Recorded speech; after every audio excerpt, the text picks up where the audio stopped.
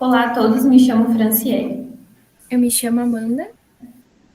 Somos alunas do curso de graduação em Engenharia Civil nono período. O nosso trabalho de conclusão de curso 1 foi orientado pela professora Maria Cláudia Miculis, a qual cabe o título Técnicas e Aplicações do Concreto Autoadensável em Elementos Pré-Fabricados. Estudo de caso em Universidade de Múltiplos Pavimentos, Ponta Grossa. Iniciamos esse estudo a partir da problemática encontrada recorrente nas construções civis, que são a dificuldade de adensamento do concreto em elementos com armaduras densas ou geometrias complexas. Surge então a pergunta norteadora do nosso trabalho: é possível utilizar esse concreto autoadensável como uma alternativa superior ao concreto convencional? Isso em relação às características de ambos, principalmente em elementos pré-fabricados. Então, partindo dessa problemática, o trabalho tem como um objetivo geral analisar a aplicação do concreto autoadensável na produção de elementos pré-fabricados utilizados na ampliação de uma universidade de múltiplos pavimentos. Então, é possível sim que o concreto autoadensável seja uma alternativa superior ao convencional. E para isso, traçamos os seguintes objetivos específicos: apresentar os conceitos e propriedades do concreto, identificar os materiais constituintes, analisar critérios técnicos e normativos, descrever o processo de fabricação e aplicação no canteiro de obra, avaliar os resultados observados e refletir sobre as vantagens e limitações do concreto autoadensável. Então, o nosso foco é sim defender esse tipo de concreto que veio para revolucionar, sejam elas no âmbito civil como no industrial, mas destacando tanto as suas vantagens como as desvantagens. No nosso referencial teórico, foi abordado primeiramente o conceito de que o concreto autoadensável ele surgiu no Japão na década de 80, proposto pelo professor Okamura. O primeiro uso prático desse concreto foi utilizado em 1988 e foi formalmente apresentado ao mundo em 1997. Então, desde o seu surgimento até ser apresentado ao mundo, levou aí 17 anos de estudos. E chegaram à conclusão que, constituindo em um concreto com uma elevada fluidez, maior durabilidade, redução da mão de obra e melhor qualidade das estruturas. Depois foi abordado o tema da aplicação do concreto autoadensável em elementos pré-fabricados, isso na perspectiva dos autores Tutquian, Cabral e Costa. Em fábricas especializadas, o uso do concreto autoadensável com o pré-fabricado contribui significativamente para produções mais ágeis, melhor acabamento, menor retrabalho e menor índice de falhas. Então, usar esse tipo de concreto em fábricas especializadas ajuda bastante a deixar o processo de produção mais padronizado e eficiente. Dentre as principais características desse concreto, destacam-se a fluidez, que é uma das principais características dele, que quando ele é colocado na forma, ele vai preencher com muita facilidade. A coesão, ele fica homogêneo do início ao fim. Então, desde o transporte até o adensamento, que nada mais é que sacudir esse concreto para que ele espalhe direitinho. Na resistência, quando bem dosado, o concreto pode alcançar níveis de resistência à compressão iguais ou superiores ao convencional. Já na durabilidade, a gente tem menor porosidade e maior vida útil, consequentemente, maior resistência.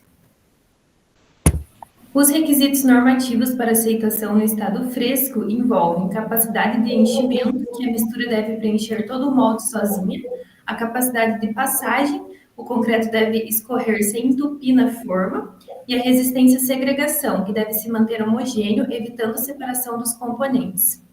Critérios de desempenho no estado endurecido. Retração e influência vão influenciar na deformação ao longo do tempo. No módulo de elasticidade, ele vai refletir na rigidez desse concreto. E na durabilidade, é essencial para garantir a vida útil dessa estrutura. Então, atender a esses requisitos é essencial para que o concreto autoadensável cumpra o seu papel positivamente, especialmente em obras de maior complexibilidade e que exijam um desempenho técnico alto. Diferente do concreto convencional, a produção do autoadensável ele exige um controle rigoroso, iniciado pela dosagem adequada para que tenha uma capacidade de se moldar sozinho, sem a necessidade de vibração.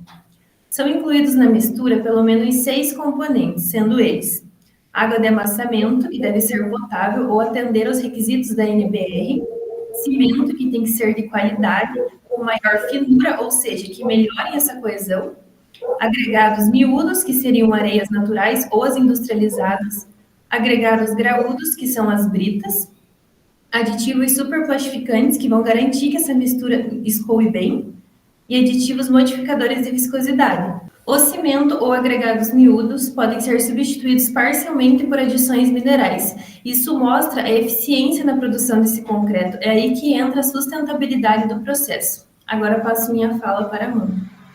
Dando continuidade à nossa apresentação, iniciarei falando sobre ensaios de controle tecnológico e a verificação das propriedades do concreto autodensável no estado fresco, ele é essencial para garantir um bom desempenho.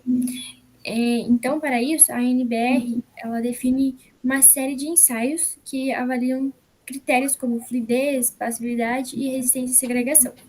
Os ensaios são Slump Flow, Box, V-Funnel e J-Ring.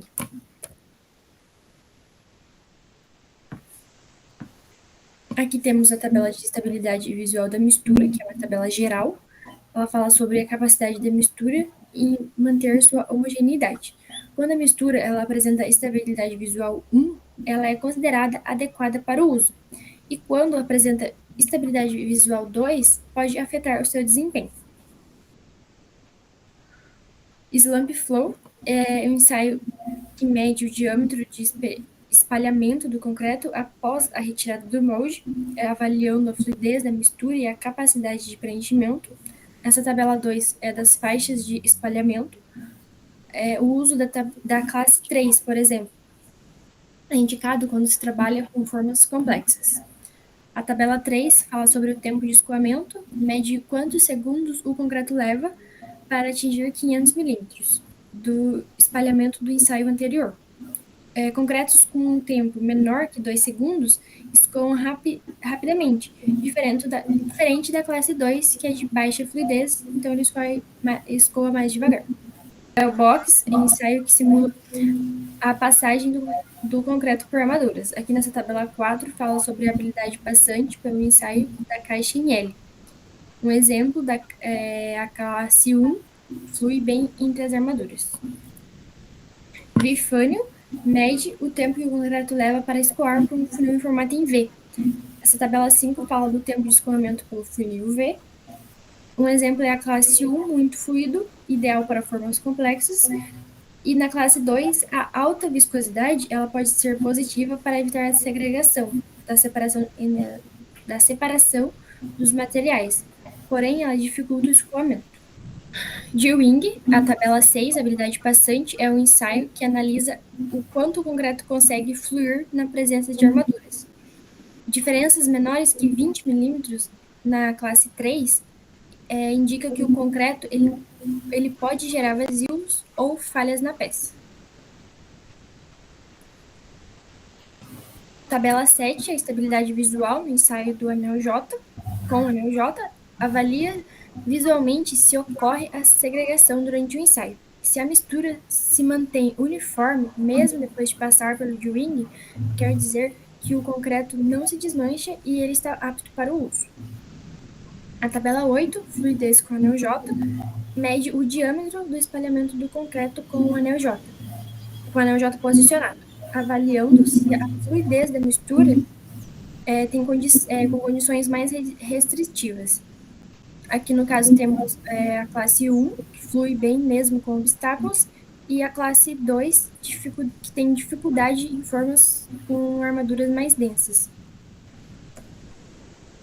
No estado endurecido, os principais ensaios exigidos são resistência à compressão axial, com corpos de prova cilíndricos de concreto, módulo de elasticidade, a compressão, absorção de água, porosidade e massa específica, que eles ajudam a avaliar a qualidade quanto a durabilidade e a compacidade, durabilidade e resistência à penetração de agentes agressivos, conforme as especificações das NBR. Esses ensaios eles são importantes para saber se o concreto ele vai aguentar a carga da estrutura, vai resistir ao tempo ou até mesmo a ambientes mais agressivos. A adoção do concreto autodensável em elementos pré-fabricados eleva a produtividade e a precisão na produção.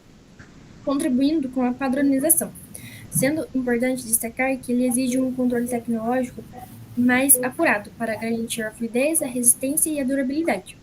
O concreto autoadensável também oferece um acabamento superior, por preencher completamente as formas e melhorar a aparência, consequentemente economizando o tempo na etapa final da obra. Pensando na ampliação da universidade, que são dezenas de pilares, vigas e painéis, eles precisam ter exatamente as mesmas resistências, as mesmas medidas e os acabamentos. Aqui temos as vantagens, as principais vantagens do concreto autoadensável no uso em geral. Melhor acabamento superficial, com superfície uniforme e menor necessidade de reboco, a alta fluidez do material, que permite que o preenchimento das formas apenas pela ação da gravidade, também contribui para a redução no tempo de fabricação, aumentando a produtividade. Montagem ágil, que ajuda na redução do cronograma de obra. Resistência e durabilidade superiores à do concreto convencional. E como não há necessidade de vibradores, também uma significativa redução de ruídos. Em termos de sustentabilidade, entra a substituição de cimentos e agregados miúdos. E, por fim, uma racionalização da mão de obra, que já que o processo ele dispensa o adensamento mecânico, então ele tem uma redução de retrabalho. No exemplo prático, é que isso se traduz em economia. Uma viga que levaria vários minutos para ser vidrada e acabada com um concreto convencional, com um concreto autoadensável, ela é concretada em segundos e já sai com acabamento ótimo. As limitações incluem o custo inicial elevado. No final, chegamos com resultados positivos economicamente, a necessidade de profissionais com um bom conhecimento técnico, tanto na hora da dosagem quanto na produção e na aplicação, e a sensibilidade à dosagem e transporte, que precisa de um controle tecnológico durante a produção. E se o traço não for bem ajustado, o concreto ele pode segregar ou não atingir a resistência esperada. Então, o transporte ele precisa ser rápido e eficiente para evitar a perda de desempenho. Para aprofundar os conceitos discutidos, será aplicado um estudo de caso em uma universidade de múltiplos pavimentos, consequentemente permitindo uma compreensão de forma mais concreta. E assim encerramos a nossa apresentação, agradecemos imensamente a atenção de todos e nos colocamos à disposição para eventuais dúvidas e contribuições. Gostaríamos de finalizar com uma frase que representa a essência da nossa pesquisa, que é a engenharia civil é a base do progresso, onde há desenvolvimento, há concreto, aço e planejamento. Muito obrigada. Obrigada.